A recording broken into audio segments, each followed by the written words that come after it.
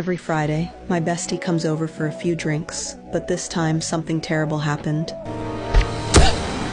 Through my security cameras, I witnessed this horrifying scene unfold. Just as the intruder was about to reach my front door, I quickly reacted, locked the door from inside before they could get in, and immediately activated my security system. Using this brief window of time, I frantically grabbed my phone and called the police. But here's the bad news. Due to a sudden downpour outside, plus my house being in a pretty remote location, police would take at least an hour to get here. No choice. I had to put all my hope in the security company. The operator was clearly inexperienced. After hearing what happened, she was completely lost. So nervous she could barely breathe. There were other colleagues on duty that night, so she immediately transferred me to Mike, who had way more experience. Mike wasn't like that girl from before. He calmly analyzed the situation. Here I am, just me and my kid. No way we could take on these robbers. There were 3 of them, and each one was clearly well trained. A head-on confrontation would be foolish, so Mike immediately told us to find somewhere to hide, try to buy as much time as possible. While we were on the call, the criminals had already planted explosives.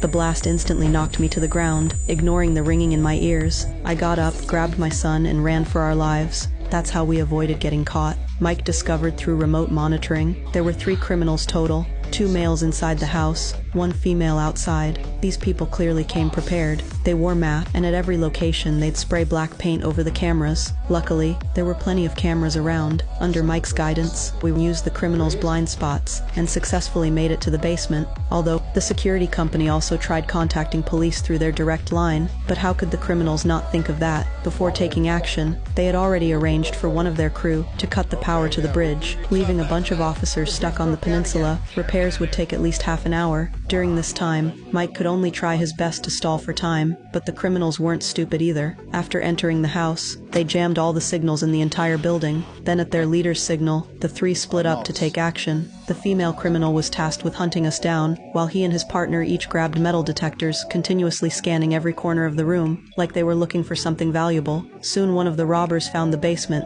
I quickly had my son hide in the ventilation shaft, while I hid in the closet nearby. Before long, the robber found our hiding spot. Hearing the beeping from the metal detector, the robber grabbed a hammer and started smashing the wall. Behind the wall were 2 iron posts. The posts extended all the way to the kitchen, opening the hidden secret door. Inside was clearly a safe. Looks like this was their real target. Meanwhile, my son brought me some good news. Turns out he thought our home Wi-Fi was too slow, so for years he'd been using the neighbor's internet. This way they could use internet calling to reconnect with Mike. I successfully